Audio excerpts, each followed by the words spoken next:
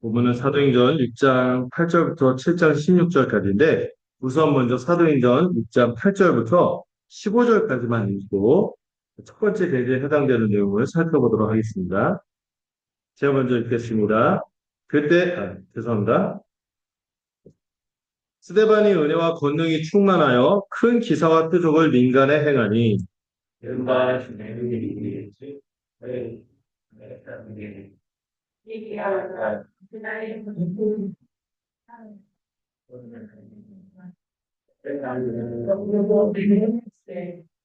스데반이 지혜와 성령으로 말함을 그들이 능히 당하지 못하여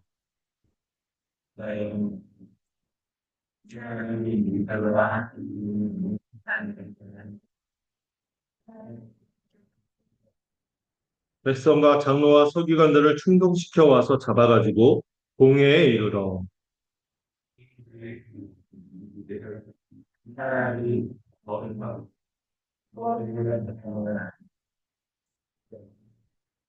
그의 말에 이 나사렛 예수가 이곳을 헐고 또 모세가 우리에게 전하여 준 규례를 고치겠다 함을 우리가 들었노라 하고는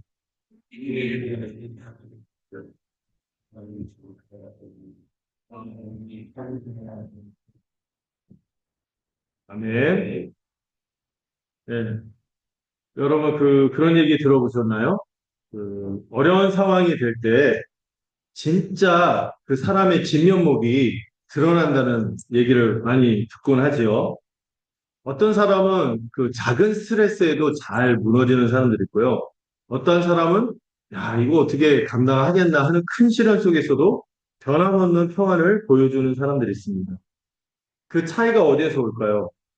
오늘 이 본문을 보면은 6장 8절에 15절에 나오는 인물이 누구죠? 지난번에 7명의 집사가 선출이 됐잖아요. 그 중에서 제일 이름이 먼저 언급됐던 이 스데반이 나옵니다. 이 스데반은 인류 역사상 어떻게 보면 예수님만큼 부당한 재판정에 있어서 굉장히 억울한 상황과 이 절망스러운 두려움과 이 죽음을 앞둔 상황 속에서도 어떤 얼굴을 지닐 수 있었습니까? 네, 본문을 보니까 천사의 얼굴 같았다. 스테반의 얼굴이 저러진 않았을 거예요. 네, 이게 가상으로 이렇게 한 건데 그 얼굴이 천사와 같다고 했습니다. 네.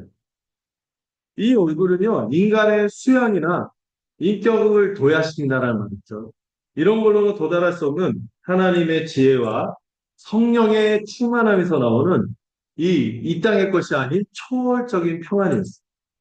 근데 더 중요한 것은 이 사람의 얼굴도 중요하지만 더 중요한 게 뭐라고요? 이 평안한 얼굴을 한 스테반이 전한 메시지.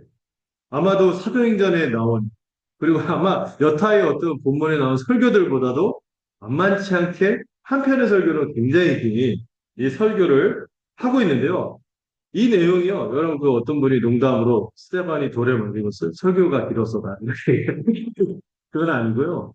이 스테반의 설교의 내용이 너무나 날카롭게 패부를 찔렀기 때문에 예, 톱으로 켰다 그랬잖아요. 베드로는. 그거하고 비교할 수 없고 이들의 마음에 굉장히 타격을 준 거예요.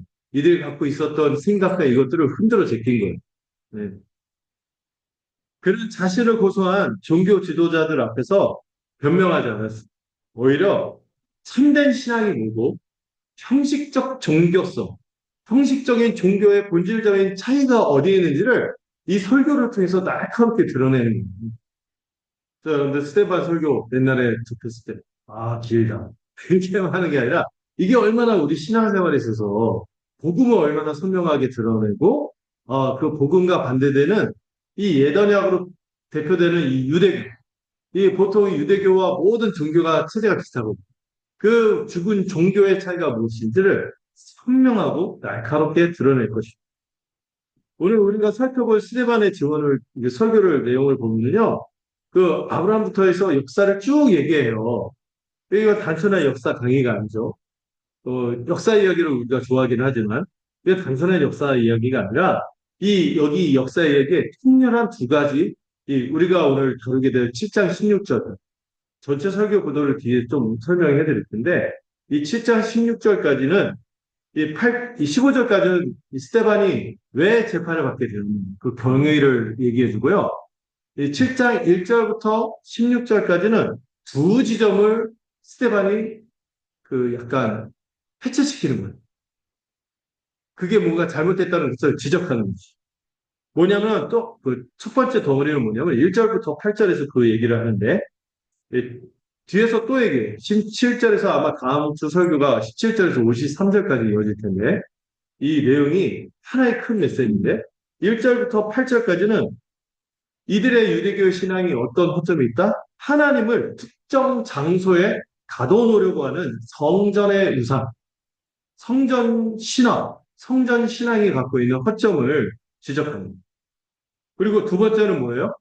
9절부터 16절까지는 이 요셉 이야기를 통해서 인간의 노력으로 구원을 얻으려는 이 율법주의가 이 하나님의 은혜하고 비교할 때 얼마나 어울리지 않는지 그 율법주의를 뛰어넘는 복음을 선포하는 것이죠.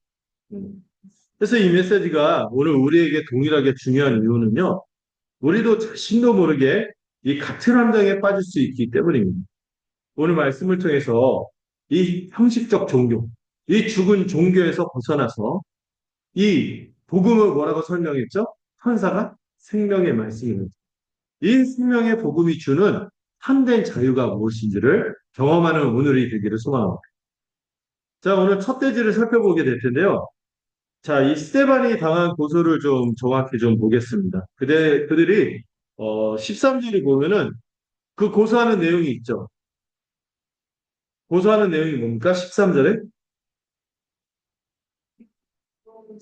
거짓 증거를 세워서 스테반을 거짓 고소를 하는데 그 내용이 두 가지죠.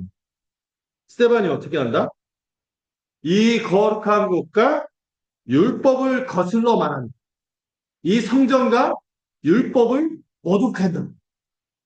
다른 말로 모세와 하나님을 모독하는 말을 했다고 또 11절에서도 얘기하죠.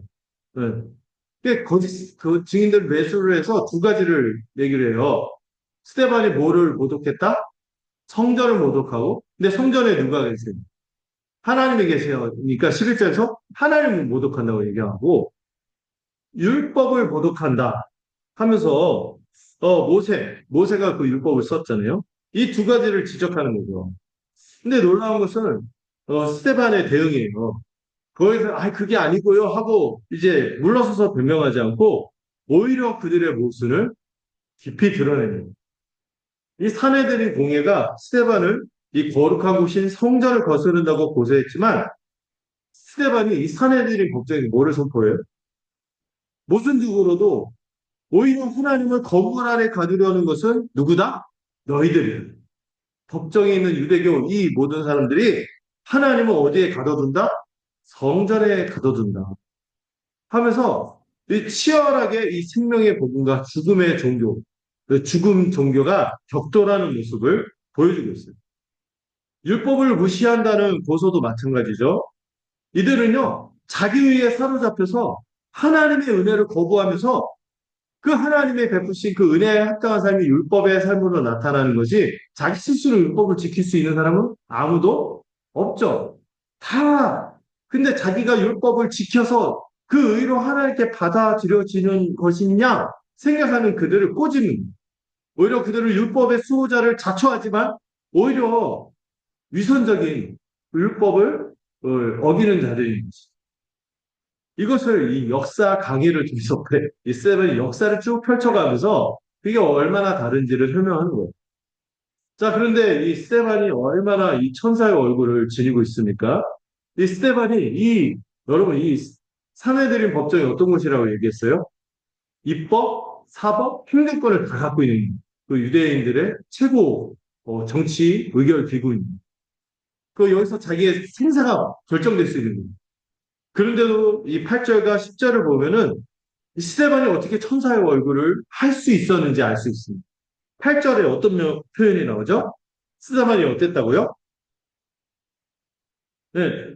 잡히기 전에 일단 스테반이 집사로 뽑히고 그 사명을 감당할 때 은혜와 권능이 충만하고 그래서 놀랍게도 기사와 표적이 막 나타났어요. 기사와 표적을 일으킨 그 자체가 중요한 게 아니라 스테반 안에 뭐가 가득했기 때문에 하나님의 은혜와 하나님의 권능이 함께했기 때문에 그런 일들이 나타나는 것이죠. 그리고 10절에서 뭐라 그래요? 지혜와 성령이 가득해. 지혜와 성령으로 말했기 때문에 하나님께서 주신 이 충만함으로 그의 그 면모가 드러난 천사의 얼굴을. 그리고 보통 사람의 얼굴을 천사의 얼굴 같다 이렇게 성경 기자들이 말하는 거 조심하거든요. 자칫하면 천사를 어떤 숭배하거나 이런 것들이 있을까봐. 근데 스테반의 얼굴이 그렇다고 얘기할 정도로 스테반이 굉장히 하나님의 은혜로 충만했다는 것을 보여줍니다. 이 천사의 얼굴이라는 표현은 그의 내면이 뭐로 가득했다? 하나님이 주신 지혜, 성령, 하나님이 주신 은혜와 평강으로 가득 찼다는 증거죠. 더 중요한 것은 이 10절이에요. 스데반이 무엇으로 이 복음을 대적하는 사람들과 말합니까? 지혜와 성령으로 말했다고 하고 있습니다. 여러분, 그가 이 복음을 증거할 때 뭐로 했어요? 사람의 언변으로 한 게 아니에요. 인간의 논리나 웅변술이 아니라 하나님께서 주시는 지혜로 말미암아 성령의 은혜로 이 사역을 감당하는 거죠. 근데 여러분, 이에 반대되는 모습을 보여주는 사람들이 누굽니까? 9절에 나오죠. 어. 이 대적자들을 보면 리버디노라는 말입니다. 구레네인, 알렉산드리아인, 길리기아와 아시아에서 온 사람들의 해당에서 어떤 자들이 일어나 이 자유민이라는 표현이 옛날에 리버디노라고 번역했다가 이번에 개정되면서 자유민이라고 잘 번역을 했네요. 이 사람들은 어디서 온 사람이냐면은 로마 제국 전역에서 소위 말하는 학문이 좀 뛰어난 것들이 유대인들인데 그곳에서 헬라의 어떤 웅변술이나 수사학 뭐 그리고 자기 나름대로 유대인들이니까 율법을 알잖아요. 이걸 접목해서 굉장히 공부를 많이 한 사람, 엘리트들이죠. 유학파, 소위 말하는 해외 유학파들이 와서 막 하버드, 여기 알렉산드리아 같은 경우는 세계 최대 도서관이 있는 곳이거든요. 네, 그 당시 고대 그런 곳이 있을 정도로 이곳에서 온 똑똑한 난다 긴다 하는 종교 엘리트들이 누구하고 논쟁을 한 거예요? 스테반과 논쟁을 했는데 그들은 이제 자신의 학식과 전통, 종교적 열심을 총동원해서 스테반과 막 논쟁을 했어요. 그러나 누가 패배합니까? 스테반이 뭐 학위도 없고 뭐 이렇게 교회 집사라고 뭐 듣보잡아요. 이럴 수 있었는데 오히려 그가 말하는 그 하나님의 지혜 앞에서 완전히 무력해 졌던 것이죠. 그러니까 여러분 그 있잖아요. 똑똑한 사람들이 근데 별거 아닌 사람한테 이렇게 뭔가 이렇게 자기가 반박당하고 이렇게 하면은 어떻죠? 기분이 교만하니까 특별한 거죠. 여기 보면 이 길리기아라는 곳이 나오는데 나중에 바울의 출신이 어디예요? 길리기아 다소 출신이거든요. 아마 이렇게 그 스테반이 이때 바울이 스테반하고 그 접촉이 있지 않았을까 싶어요. 스테반한테 반박당하지 않았을까. 그래서 나중에 바울이 또 배운 걸로 쓰지 않았을까. 그래서 내가 또 이건 TMI예요. 중요한 거 아니에요. 어쨌든 이 길리기아 이게 굉장히 똑똑한 사람들이 이 스테반에게 꼼짝 못한 거죠. 그러니까 이 사람들이 택한 방법이 11절이에요. 어떻게 했어요? 말로 안 되니까, 논쟁으로, 논리로 안 되니까 어떻게 해요? 네, 음모를 꾸며서 거짓 증인을 돈 주고 사서 군중을 선동한 것이죠. 여기서 여러분들, 이 생명의 복음을 가진 자와 이 죽은 종교, 형식적 종교를 따른 자의 차이가 어떻게 나타나는지. 자기 속안의 것이 들켰을 때 생명의 복음을 가진 자는 어떻게 합니까? 엎드러져서 회개하죠. 그러나 가짜 종교, 이렇게 형식적인 종교에 빠진 자들은 이게 들키면 어떻게 해요? 이걸 감추고 은폐하기 위해서 상대를 어떻게 하려고 하는 것이죠. 생명의 복음은요, 우리를 자유하게 하고 진정한 구원으로 이끌지만 형식적 종교는 우리를 판단하고 정죄하고 생명의 복음은 우리의 내면을 하나님의 은혜로 채우게 하지만 이 형식적인 종교에 빠진 이들은 겉으로 드러나는 성취에 집착하고 자기만족에 집착하는 거예요. 얼마나 선명하게 그 두 모습이 대조가 됩니다. 근데 여러분, 우리도요, 신앙생활 하면서 내가 스테반의 모습으로 천사의 얼굴을 하면서 신앙생활을 하는지, 아니면 이 형식적 종교에 빠진 자가 돼서 이 정지하고 날카롭고 막 얼굴이 굳어갖고 잡아먹으려고 하고 이런 표정으로 신앙생활하는지 돌아볼 필요가 있어요. 혹시 우리도 모르게 이런 함정에 빠져 있지는 않는지 생각해 봐야죠. 오늘날 우리 교회의 현실적인 모습들을 보면은 이 교회를 뭐로 판단합니까? 예배당의 규모, 아니면 출석 숫자. 이거 하나님은 저게 함께 하시는구나, 축복하시는구나. 이걸 판단하는 이 성장주의가 있습니다. 그래서 교회가 큰 교회 있으면은요, 왠지 그 성도들이요, 어깨에 힘이 듭니다. 하고 우리 교회는 건물도 있고 드넓은 주차장에 다 맞췄다. 이렇게 하면서 힘준대. 게다가 다른 성도하고 얘기하다, 얼마 안 된다고? 그렇게 왜 그래? 막 이러는데, 그럴 필요가 없는데. 이게 눈에 보이는 것에 너무 이제 그런 것도. 그 안에 하나님의 은혜가 있는 것이. 또 이걸로 따지는 분들이 있어요. 목회자의 학벌이라든지, 아니, 교회에 누가 유력가가 있느냐, 아니, 교회 브랜드. 그래서 어떤 데 개척하면 유명한 큰 교회 이런 걸 따갖고 막 하잖아요. 무슨 지역 이름 붙여갖고, 무슨 아니, 무슨 교회. 이렇게 하잖아요. 이걸로 영적 권위를 평가하는 스펙시는 성도들 간에도요, 그런, 비교가 일어날 수 있습니다. 직분을 가졌냐, 안 가졌냐. 헌금액을 얼마 내냐, 안 내냐. 봉사를 얼마나 하냐, 안 하냐. 이 경력. 봉사한 지 얼마나 됐어? 이 경력.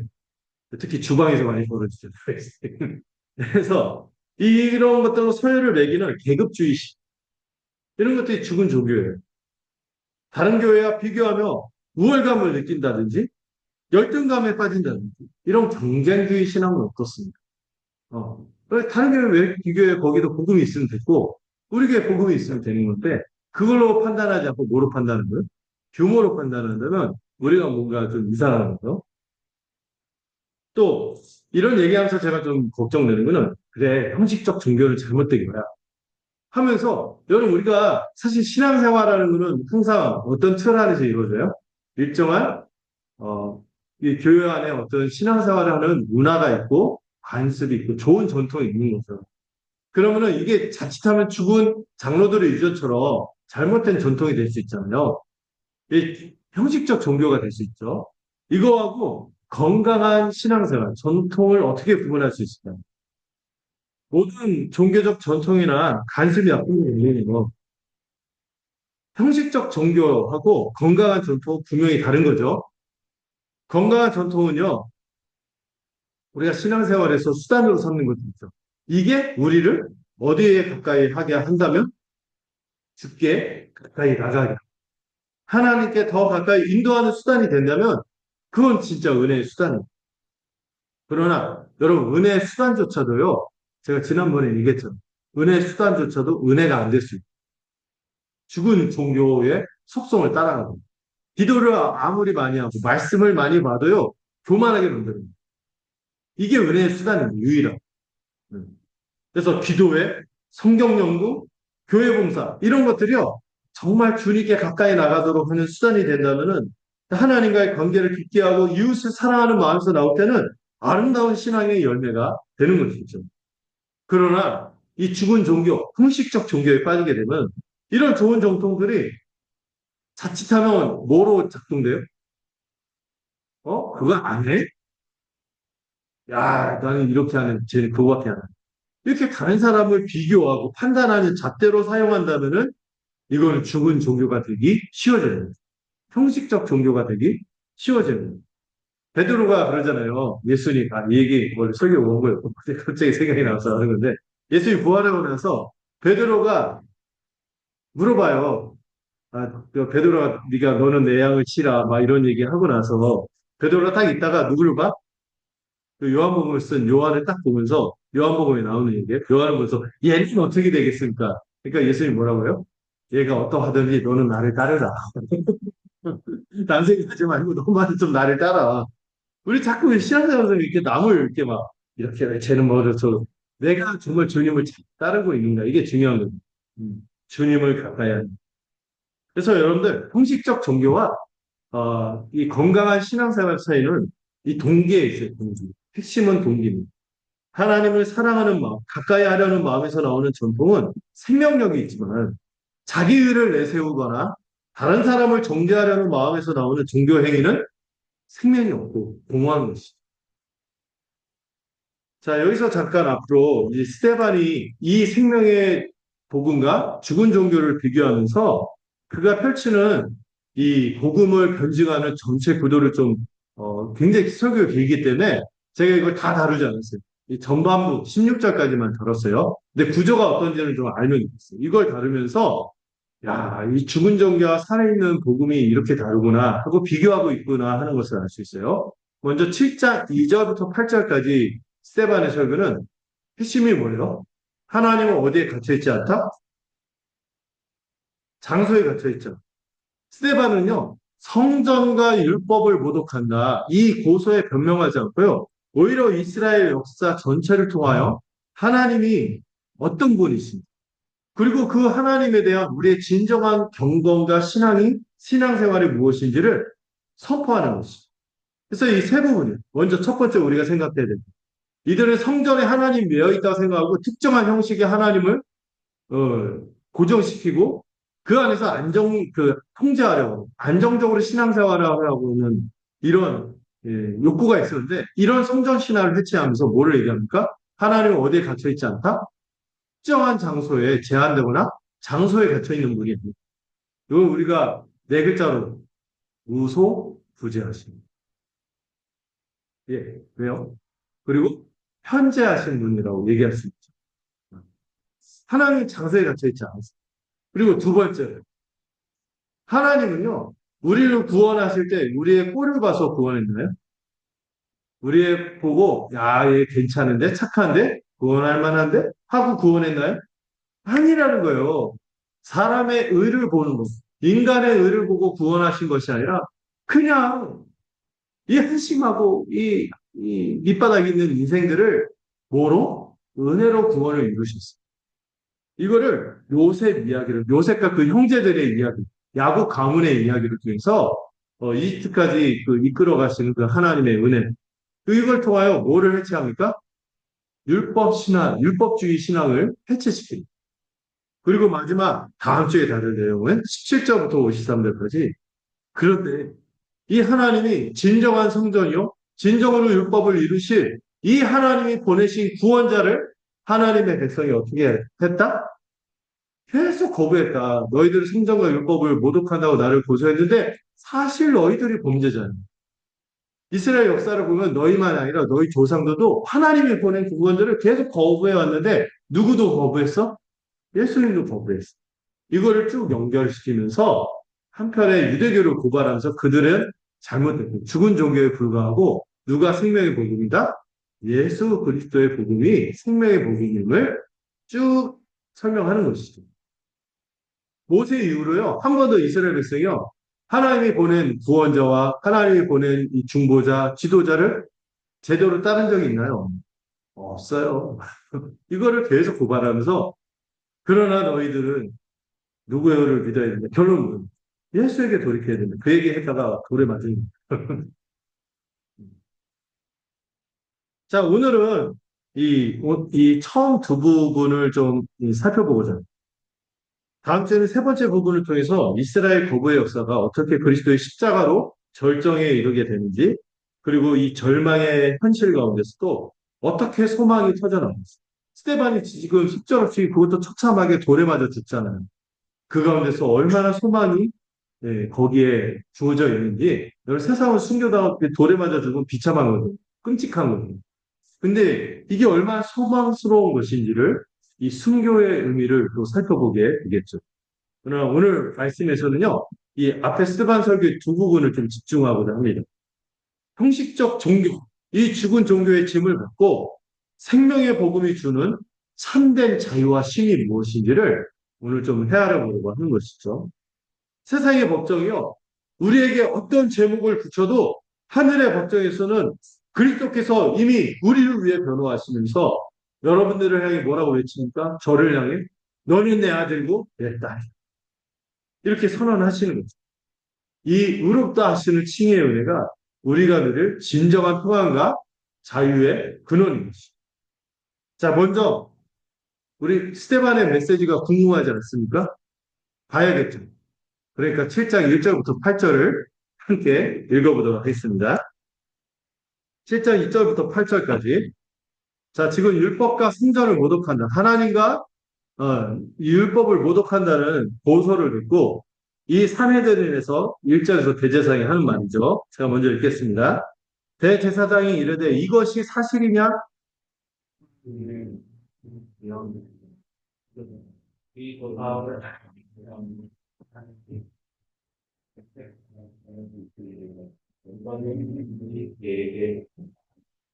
이르시되 내 고향과 친척을 떠나 내가 내게 보일 땅으로 가라 하시니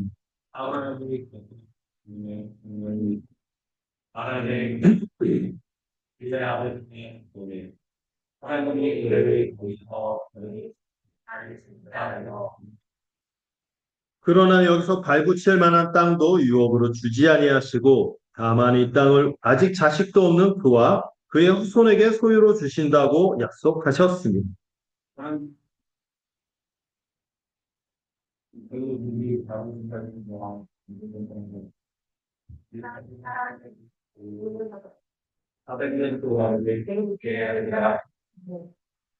또 이르실 때 종 삼는 나라를 내가 심판하리니 그 후에 그들이 나와서 이 곳에서 나를 섬기리라 하시고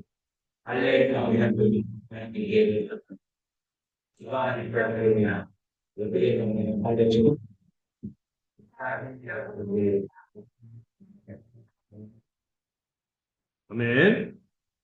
지금 스테반이 뭐로 고소당한 상태죠?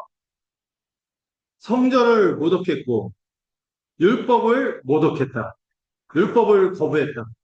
이 고소가 들어왔잖아요. 근데 뜬금없이 대제사장이 재판장이죠.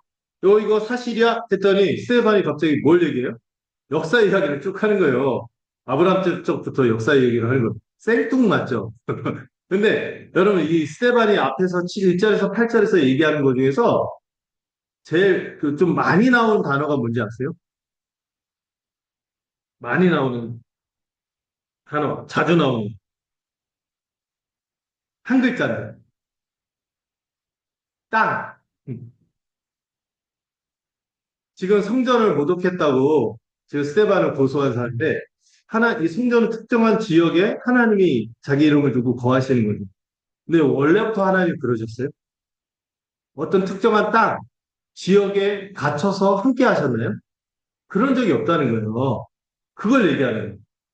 그러면서 여러분 지금 스테반이 그 생뚱맞는 얘기하는 게 아니라 철저히 논리적으로 그들의 고소에 대해서 대답하는 거예요.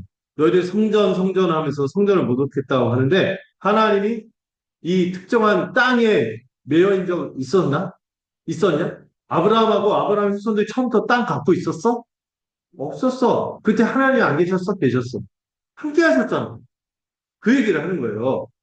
그러면서 그들이 절대시했던 이 첫 번째 신앙, 성전을 다루는 것입니다.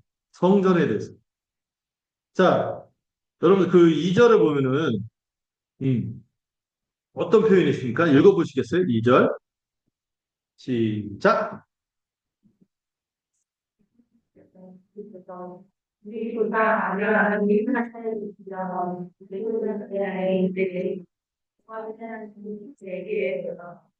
음. 영광의 하나님이 아브라함이 어디 있었을 때? 이때는 땅이 있었어요? 없었어요? 아브라함 나그네였어요. 원래 그의 또 살던 지역은 메소포타미. 이곳이에요. 그리고 메소포타미에서 기껏 옮겼는데 어디로 갔어? 그것도 이스라엘 본토하고 상관없는 하란이라는 곳에 있었어요. 음. 근데 거기 있을 때 누가 나타나셨어? 하나님이 나타나서 언약을 주셨습니다. 이게 그 당시 우리 성전에만 하나님이 계신다. 우리나라에만 하나님이 계신다. 이렇게 생각하는 유대인 청중들에게는 약간 그들이 갖고 있었던 고정관념을 흔드는 얘기였어요. 충격적인 이야기였죠. 그들에게 하나님은 어디에만 계셔야 돼? 예루살렘 성전 지성소에만 계셔야 되는 거예요. 근데 스데반은 하나님의 첫 번째 영광스러운 표현이 어디에서 나타났다? 메소포타미, 이방 땅. 그것도 메소포타미아가 원래 하나님을 섬기는 곳? 아니죠. 우상의 도시였어요. 데라조차, 아브람조차도 뭐 하던 사람? 우상 깎아 만들어서 팔던 사람이에요. 그런 인생들에게 하나님이 이렇게 은혜를 베푸시면서 정말 나타났는데 그 하나님이 원래 그런 하나님이라고 그들의 그 생각을 뒤엎는 거죠. 그리고 여러분, 아브람만이 아니라 아브람부터 요새까지 여기 16절까지도 보면요. 성경은요. 하나님께서 한 곳에만 머무는 지역시 아니에요. 하나님 어떤 분이세요? 움직이시는 하나님. 자기 백성과. 정확하게 말하면 만물을 통치하실 때 어디에나 계시면서 그 백성과 함께 하시는 그 하나님임을 설명하는 거죠. 하나님 어디에 계셨어요? 메소포타미아, 하란, 가나안 땅. 그리고 심지어 어디까지? 애굽. 그 만신전으로 가득한 여러 우상과 신전으로 가득한 이집트에서도 하나님이 누구와 함께 하셨어요? 자기 백성과 함께 하신 것입니다. 하나님은 한 곳에 정착하지 않으시고 하나님의 백성들과 함께 임재하시고 움직이셨어요. 이 진리는요, 우리에게 그 날카로운 또 질문을 던져주는 게 있어요. 우리에게 하나님은 어떤 곳에만 계신다고 생각하는 이 얄팍한 생각, 이 성전이라는 우상이 있을 수 있다. 특별히 현대인들은요, 자기 삶을 뭐 하기를 원해요? 우리들 안정적이면 좋겠다. 내가 통제 가능한 범위 안에 있으면 좋겠다. 여기에 집착합니다. 그래서 불확실한 모든 것을 제거하려고, 없애려고, 모험을 좋아하지 않죠? 안정을 추구하죠. 안정된 직장, 예측이 가능한 삶, 그리고 관계에서도 갈등이 벌어지는 걸 원하지 않죠. 그래서 안락한 이 성전, 여기에는 이렇게 하는 것이 하나님이 계시는 것이지 하고 고난이 없는 삶. 이게 거기가 하나님이 계신다고 생각하는 거예요. 그래서 이 안락한 성전을 떠나는 것에 대한 본능적인 저항이 있습니다. 오늘 사회에서는 청년들한테는 그 있잖아요. 철밥통이라는 공무원이나 대기업에 들어가는 게 답이다. 이렇게 생각하게 됩니다. 획일적인 진로에 대한 강박이 빠져 있죠. 우리 저희와 같은 중년들이랑 표현이 안 좋죠. 우리 교회라는 죄송해요. 예, 우리들은 내 집을 좀 마련하면 좋겠다. 또는 노후의 자금을 확보해. 여기에 대한 불안한 마음이 있어요. 그래서 물질을 의존하는 모습이 나타나고 그리고 좀 더 나이가 들고 자녀들이 좀 자라면서 어떤 욕심이 생깁니까?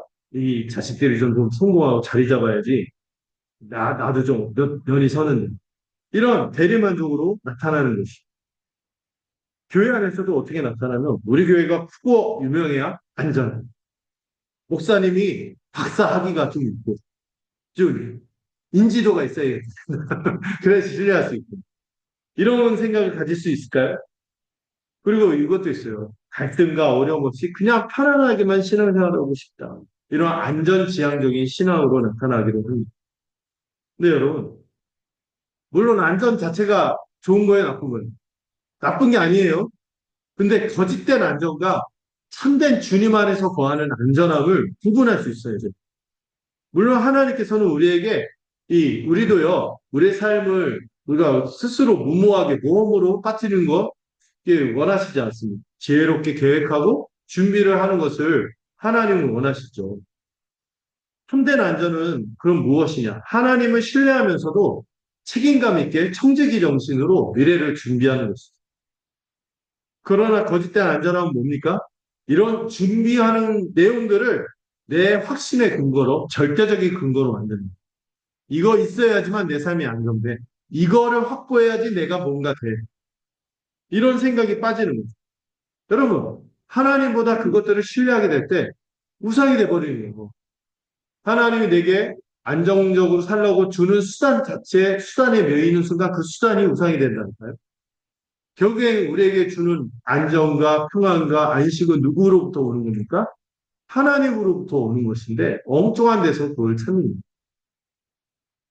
핵심은 뭐예요? 내가 무엇을 의존하는가? 도구들을 의존하는가? 수단들을 의존하는가? 아니면 이것을 허락하시는 하나님 그분을 신뢰하는 때로는 그리 아니하실지 그분을 신뢰할 수 있겠니? 이 차이가 중요한 겁니다. 하나님을 신뢰하면서 지혜롭게 준비하는 것과 이 준비에 매여서 하나님을 잊어버리는 것은 다른 것이죠. 막 많은 성도들이 그러잖아요. 내가 하나님께 정말 마음껏 내가 11조도 하고 뭔가를 막 이렇게 이 교회에다가도 뭐를 하기 위해서 내가 뭐 돈을 많이 벌겠습니다. 하는데 돈만 벌어.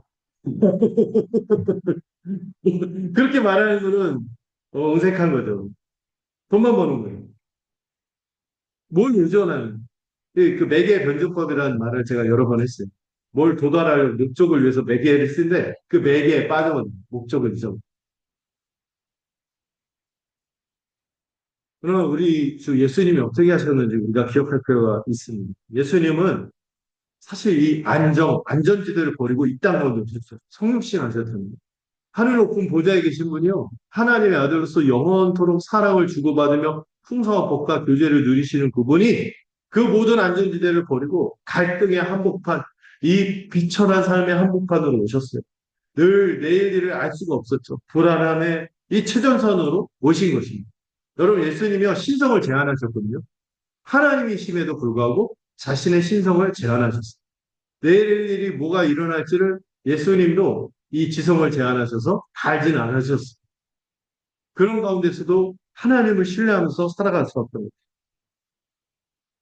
그리고 우리는 어떻게 합니까? 우리는 어떤 특정한 장소에 도달해야 된다. 어떤 특정한 수단을 내가 취해야 된다. 내가 어떤 특정한 도구를 가져야 된다.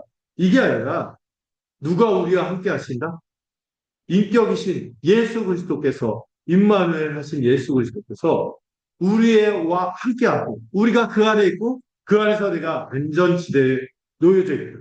이런 신앙이 참된 신앙입니다. 이런 식으로 우리도 성전의 신화에서 벗어낸 임마누엘의 신. 내가 이런 수단과 도구와 내가 이런 길을 가려고 했는데 그 계획대로 안 된다 할지라도 그리 아니하실지라도 누구와 함께 있기에 우리 주님이 함께 있기에 저는 평안. 이게 있어야 됩니다. 나의 가장 불안한 자리, 가장 초라한 현실이 바로 영광의 하나님이 나타나시는 무대인 것을 잊지 마십시오.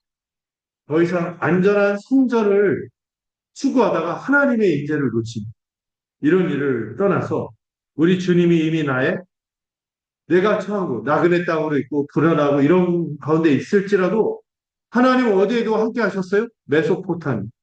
그곳에도 함께 하신 분이었다는 것을 잊지 않는 우리가 되기를 소망합니다. 두 번째로, 자, 7장 9절에서 16절 함께 살펴보도록 하겠습니다. 7장 9절부터 16절. 이 역시 제가 한 절 읽고 여러분들 한 절 읽는 식으로 교대에서 읽을게요. 여러 조상이 요셉을 시기하여 애굽에 팔았더니 하나님이 그와 함께 계셔.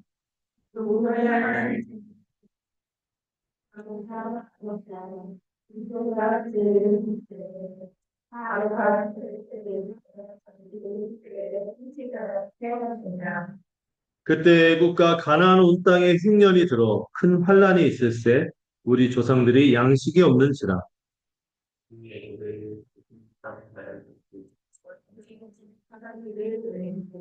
또 재차 보내매 요셉이 자기 형제들에게 알려지게 되고 또 요셉의 친족이 바로에게 드러나게 됩니다.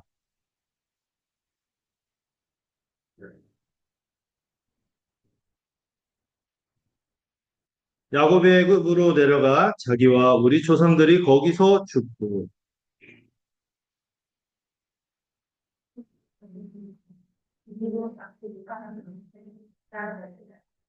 아멘.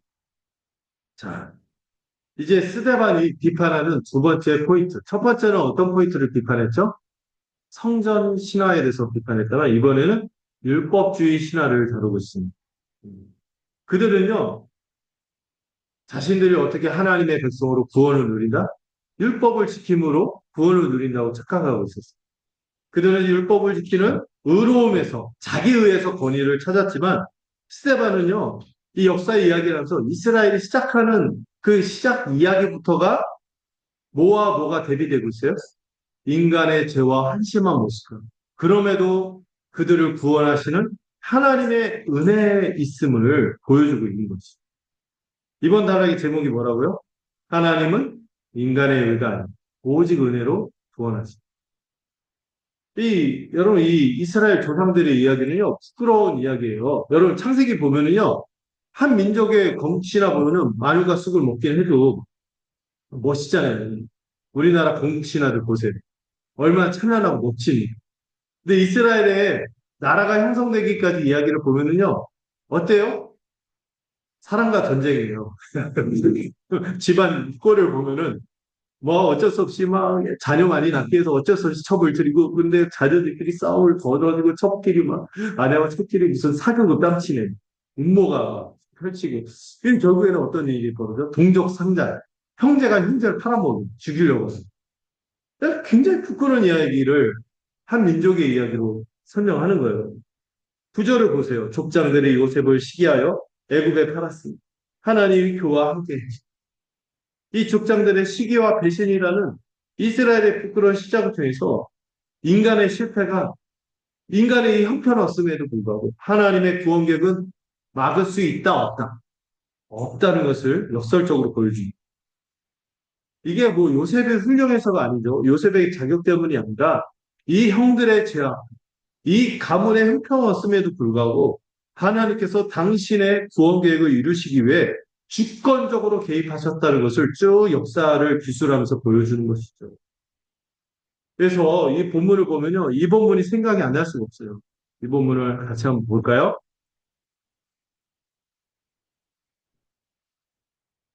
자,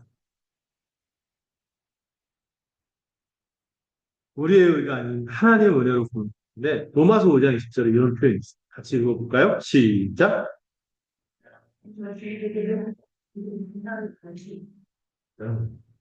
이스라엘이 자격 있고 훌륭하고 의인들이라서 구원받은 건가요? 이 가문들을 보면요. 웬만한 화목한 가정하고 비교해 보면은 진짜 어디 가서 이 아버지가 야 나를 아빠라고 부르지 마. 이렇게 부르면 야 나를 형이라고 부르기도 부끄러워. 동생이라고 하기도 민망해. 이런 집안이에요.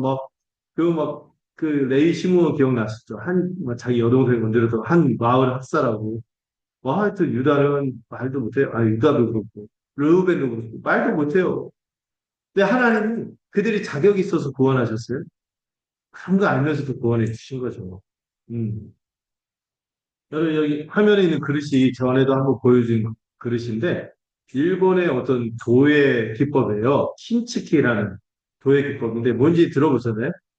어떤 그릇이 깨졌어. 근데 그릇을 복원하는데 어떻게 복원하면은, 이 그릇 깨진 그릇 사이에 깨졌을 거예요. 거리잖아요. 그러지 않고 순금을 입혀서 이 그릇을 그대로 복원하는 기법. 이 그릇 자체는 쓸모 있는 거 없는, 형편없는 건데, 여기에 너무나 값어치 있는 것을 들여서 이거를 복원하는 것을 핀치기라고 해요. 근데 우리 인생에 보면은 저 작품 같은, 깨져버리고 형편없고 버릴 만한 인생들인데, 순금같이 값어치 있는 것들을 부어서 정말 빛나는 인생으로 바꿔주신 거예요. 우리 자체의 본질은 뭐예요? 깨어진 그릇 같은, 질그릇 같이 쓸모없지만, 은혜로 저렇게 복원이 된 것이죠. 우리가 믿는 복음은 그런 거예요. 이 사내들인의 사람들이 이 죽은 종교에 빠져서 스테반을 노려보는 것 같이 우리는 서로서로에 대해서 어떻게 보는 거예요? 저런 핀치키 같은 나도 그렇고 상대도 그렇고 이렇게 살아가는 거죠. 근데 오늘날 우상이 있습니다. 이 현대인에게 율법주의는 성과주의라는 우상으로 다가와. 오늘날 우리의 율법은 성과주의인데 내 인생에 뭔가 이루어지는 성공, 어떤 이뤄낸 어떤 결실, 이 성과로 인정받지 못하면 가치 없는 존재.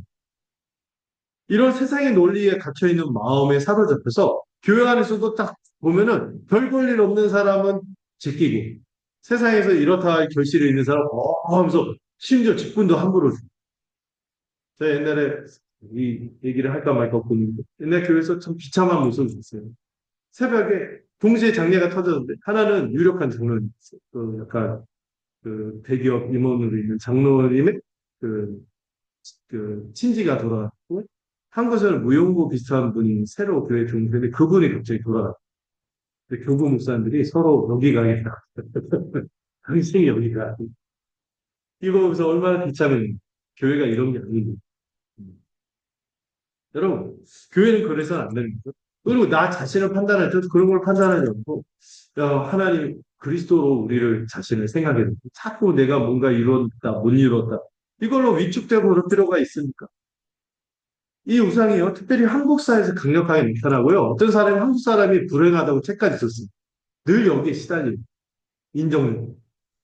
학생들은 좋은 대학을 가야 돼, 인정받아. 그러니까, 못 가니까 막 옥상에서 떨어지고 뭐 이런 일들을 하고, 이게 말도 안 되는 거죠. 그 인생 자체가 귀한 거. 직장인들에게는 승진하고 연봉 올려야 성공한 것이라는 경쟁주의. 그리고 내가 어떤 프로젝트를 이루어서 내가 뭔가 이거, 부모들은 어때요? 그 있잖아요. 그 엄친아. 내 아들이 엄친아가 돼. 안 그러면 안 돼. 자녀가 남보다 뛰어나야 그 자녀가 잘한 거지. 아유, 잘했다. 이러면 돼. 나도 거기에 업어가서. 나도 잘한 거다. 이런 대리성취. 이런 걸로 변형적으로 나타나는 거지. 교회 안에서도 어떤 분들 보면은요, SNS에 올릴 만한 신앙생활, 이런 것들을 올립니다. 남들이 인정하는 봉사와 헌신, 경건한 모습으로 보이는 것에 집착하는 영적인 성과주의가 스며들어 있기도 하죠. 우리는요, 모두 수시로 한 폰을 보여서 좋아요 몇 명했는데, 구독 얼마나 했는데, 이런 인정으로 자신의 가치를 증명해야 하는 시대에 살고 있습니다. 성취라는 허상을 쫓으면서 그래야만 인정받을 수 있다는 거짓 복음에 노출되어 있는 것입니다. 그런데 여러분, 우리가 믿는 복음이 어떤 것인지 아세요? 가장 큰 죄악의 선지. 그게 뭡니까? 가장 큰 죄, 하나님께 저주받은 자라고 나중 찍는 그 상징, 그게 뭡니까? 이 십자가가 가장 위대하고 큰 구원을 이룬다는 역설을 보여주는 것이죠. 그래서 여러분, 우리의 연약함이 있나요? 우리의 실패가 있나요? 우리의 찌지루하고 이 짜잔한 어떤 그런 모습이 있나요? 그것이 우리의 끝이 아니라 그것이 바로 우리의 은혜가 시작되는 새로운 기회가 될 수 있다는 것을 기억하시기 바랍니다. 그래서 은혜의 존재. 갈보리 십자가에서 하나님은 가장 끔찍한 죄악을 통해 가장 위대한 구원을 이루신 것입니다.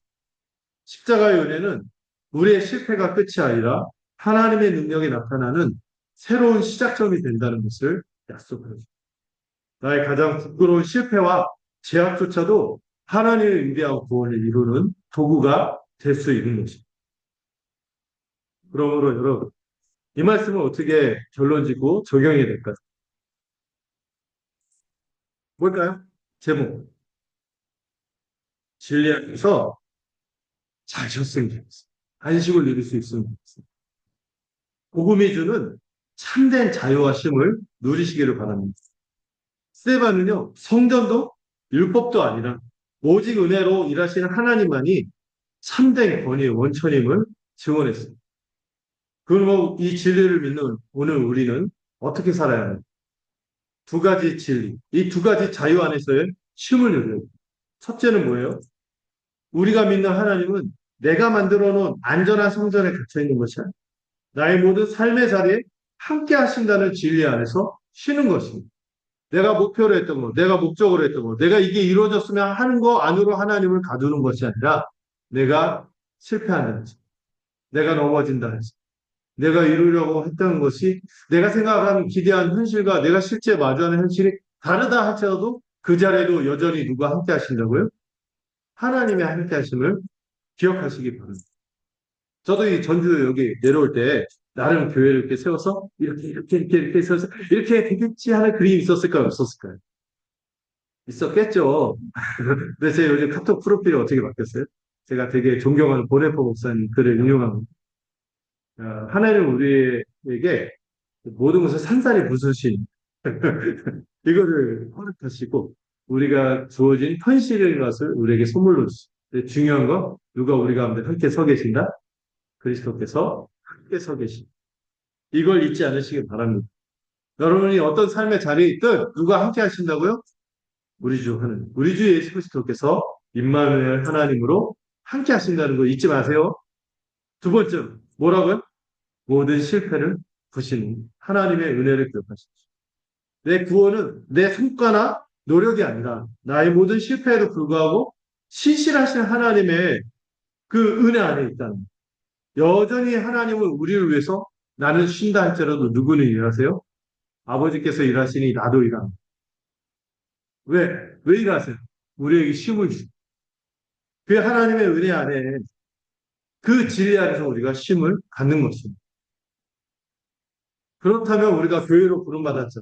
복음을 믿는 교회로 부름받았는데 우리가 무엇을 해야 할까요? 여러분 뭔가를 하려고 하기 전에 우리가 이미 하나님의 은혜를 경험하고 나누는 공동체다.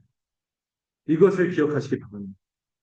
우리 교회가 해야 할 가장 중요한 일은 뭔가 새로운 프로그램을 만들고 행사를 만들고 이런 게 아니라 세상이 줄 수 없는 자유와 쉼을 가진 존재들이 되었다. 이것을 늘 묵상하십시오. 그리고 형식적 종교에 지친 영혼들이 우리 교회에 와서, 우리 공동체에 와서 완벽하지 않아도 사랑받고 실패해도 용납받는 사람들, 그런 사람들을 만날 때 그것이 우리 교회가 서 있는 존재의 이유라고 생각해요. 우리가 먼저 이 은혜 안에서 참되게 쉴 때 우리의 평안한 모습, 쉽게 정지하지 않는 언어, 실패를 감싸주는 문화가 바로 세상이 목말라 하는 복음의 증거가 될 것입니다. 억지로 하는 전도보다 이 매력적인 교회로서, 매력적인 공동체로서, 이 복음의 은혜가 흘러넘치는 곳으로서 그 자연스러운 모습으로 초대하는 것이 우리의 선교가 되어야 하는 것이죠. 사랑하는 여러분, 이제 우리는 더 이상 종교적 성과를 쌓기 위해 애쓸 필요가 없습니다. 오히려 우리가 이 놀라운 은혜 안에 거하며 참되게 쉴 때 하나님의 평안이 우리를 통해 자연스럽게 흘러나오기 시작하겠죠. 그때 우리의 얼굴에 빛에서 누구의 얼굴같이 천사의 얼굴같이 은혜가 흘러나올 거로 있습니다. 여러분들 거울을 보세요. 내 얼굴이 찌든 얼굴인가? 천사의 얼굴. 오늘은 이 두 가지 진리 어디든지 함께 하시는 하나님. 어떤 자리 또 모든 실패를 덮어주시는 하나님의 은혜 그 안에서 깊이 쉬는 여러분이 되시기를 바랍니다. 우리 교회가 바로 그 은혜의 자유를 함께 누리는 거룩한 공동체가 되어서 이 땅의 복음의 참된 매력, 이 천사의 얼굴을 드러내는 교회가 되기를 우리 주 예수 그리스도의 이름으로 축원드립니다. 기도하겠습니다. 사랑하는 하나님 아버지, 스테반을 통해 보여주신 이 생명의 복음을 우리도 깊이 경험하게 하여 주시옵소서. 죽은 종교, 형식적 종교로 서로를 판단하는 대신에 그리스도 안에서 의롭다 하시는 은혜로 우리 모두가 망가진 인생들이었다가 치키처럼 순금보다 더 귀한 것들로 덧입혀준 그래서 회복된 존재의 힘을 바라보며 우리 서로를 정죄하지 않고 사랑으로 보듬고 참된 자유를 얻는 우리가 되도록 인도하여 주시옵소서. 안전함이라는 우상에 갇혀 불안해하는 대신에 우리의 모든 삶의 자리에서 함께 하시는 주님을 신뢰하도록 들어 주시옵소서. 성과주의에 얽매여 실패를 두려워하는 대신에 우리의 연약함까지도 사용하시는 십자가의 능력을 바라보고 의지하는 우리가 되도록 하여 주시옵소서. 주님, 우리 교회가 오직 은혜로 서로를 용납하는 참된 자유의 공동체가 되게 하여 주시고 쉼의 공동체가 되게 하여 주시옵소서. 그리하여 천국을 죽어서만 누리는 것이 아니라 모델하우스처럼 우리 교회에 올 때 천국의 모습이 이런 거겠구나 하는 것을 누릴 수 있는 교회가 되도록 우리를 축복하여 주시옵소서. 우리의 평안한 모습과 정죄하지 않는 언어가 세상이 목말라 하는 복음의 증거가 되도록 들어 주시옵소서. 우리 주 예수 그리스도의 이름으로 기도드렸습니다.